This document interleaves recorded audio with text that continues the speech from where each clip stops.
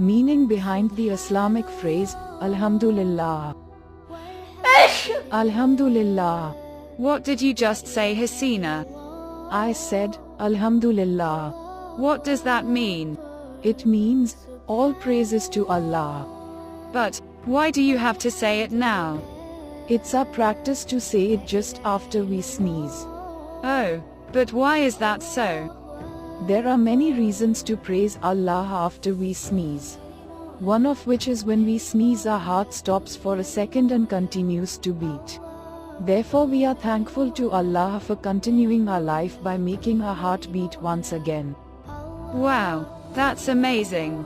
So every time we sneeze we acknowledge that it is because of Him we live and continue to live by praising Him with Alhamdulillah. Thanks Hasina for your explanation.